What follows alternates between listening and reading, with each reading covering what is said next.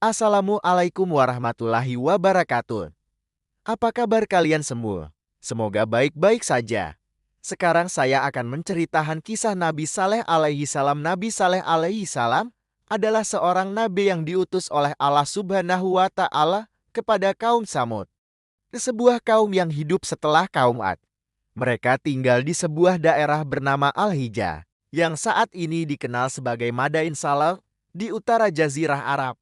Kisah Nabi Saleh alaihi salam ini tercantum dalam Al-Quran. Salah satunya dalam surah Al-A'raf 1.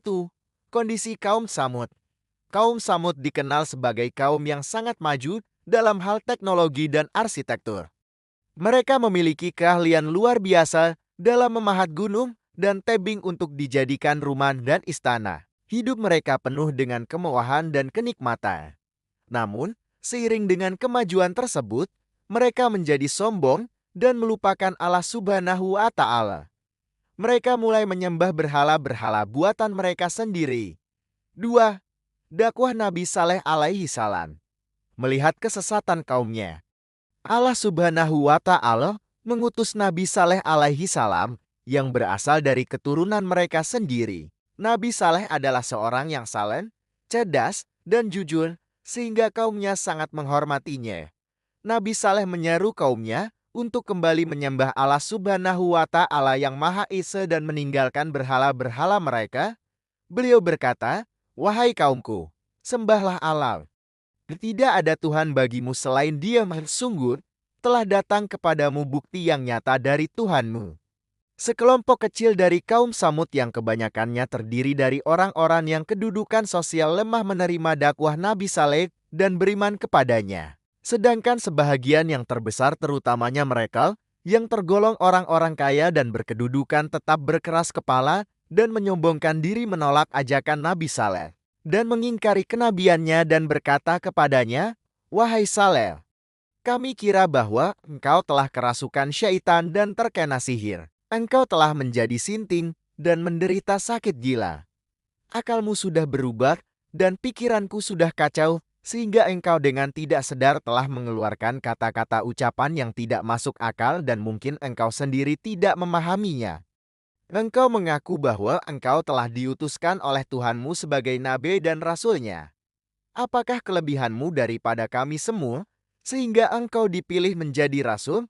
Padahal ada orang-orang di antara kami yang lebih patut dan lebih cekap untuk menjadi nabi atau rasul daripada engkau." 3. Mukjizat unta betina. Kaum Samud menolak seruan Nabi Saleh alaihi salam. Mereka meminta bukti nyata dari kenabiannya. Mereka menantang Nabi Saleh untuk mengeluarkan seekor unta betina dari sebuah batu besar di hadapan mereka. Mereka berjanji akan beriman jika Nabi Saleh berhasil melakukan itu. Nabi Saleh alaihi salam berdoa kepada Allah Subhanahu wa Ta'ala. Atas izin Allah, batu besar itu terbelat dan keluarlah seekor unta betina yang sangat besar, hamil, dan indah. Unta itu memiliki ciri-ciri khusus, seperti air susunya yang melimpah ruah dan dapat diminum oleh seluruh penduduk. Nabi Saleh alaihi salam berpesan kepada kaumnya, "Ini adalah unta betina milik Allah sebagai mukjizat untukmu. Biarkanlah unta makan di bumi Allah, dan jangan sekali-kali kamu menyentuhnya dengan kejahatan. Nanti kamu akan ditimpa azab yang pedih." Unta itu menjadi sumber rezeki bagi kaum Samud. Namun, unta tersebut juga diberikan aturan, yaitu unta itu memiliki giliran minum air dari sumur, bergantian dengan kaum Samud. Pada hari unta itu minum, kaum Samud tidak boleh mengambil air. 4. Pembangkangan kaum Samud dan hukuman. Setelah beberapa waktu, kaum Samud merasa terganggu dengan keberadaan unta tersebut. Kaum Samud beranggapan bahwa unta itu membatasi kegiatan mereka.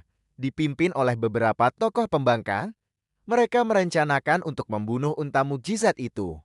Meskipun sudah diperingatkan oleh Nabi Saleh alaihi salam, mereka tetap nekat. Kaum Samud berhasil membunuh unta tersebut dan memotong-motongnya. Sebagai bentuk penghinaan, mereka bahkan menantang Nabi Saleh alaihi salam untuk mendatangkan azab yang dijanjikan. Nabi Saleh alaihi salam sangat sedih. Beliau kemudian mengabarkan kepada kaumnya bahwa azab akan datang 3 hari kemudian. 5. Turunnya azab setelah 3 hari berlalu. Azab Allah Subhanahu wa Ta'ala datang. Pada hari pertama, wajah mereka menjadi kuning. Pada hari kedua, wajah mereka menjadi merah. Dan pada hari ketiga, wajah mereka menjadi hitam. Pada hari keempat, azab yang dahsyat datang. Mereka dihancurkan oleh suara yang sangat keras dan mengguncang as-sayhah yang berasal dari langit dan gempa bumi yang dahsyat. Suara itu menghancurkan jendang telinga mereka dan membuat jantung mereka pekan. Seluruh kaum Samud binasa, terkecuali Nabi Saleh alaihi salam dan para pengikutnya yang beriman. 6. Pengajaran dari kisah Nabi Saleh alaihi salam.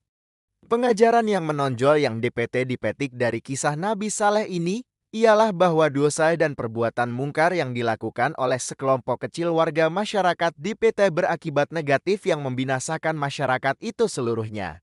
Lihatlah betapa kaum Samud menjadi binasa, hancur dan bahkan tersapu bersih dari atas bumi karena dosa dan pelanggaran perintah Allah yang dilakukan oleh beberapa gelintir orang pembunuh unta Nabi Saleh alaihi salam. Disinilah letaknya hikmah perintah Allah agar kita melakukan amar makruf nahi mungkar. Karena dengan melakukan tugas amar makruf nahi mungkar yang menjadi fardu kifayah itu, setidak-tidaknya kalau tidak berhasil mencegah kemungkaran yang terjadi di dalam masyarakat dan lindungan kita, kita telah membebaskan diri dari dosa menyetujui atau merestui perbuatan mungkar itu. Bersikap pasif acuh tak acuh terhadap maksiat dan kemungkaran yang berlaku di depan mata dapat diartikan sebagai persetujuan dan penyekutuan terhadap perbuatan mungkar itu. Itulah kisah singkat Nabi Saleh alaihi salam. Dari beliau lahir hingga wafat, segala sikap teladan dan mukjizat yang dikaruniainya, semoga dapat memberikan contoh pada pemirsa. Jika ada tambahan bisa komen di kolom komentar. Wassalamualaikum warahmatullahi wabarakatuh.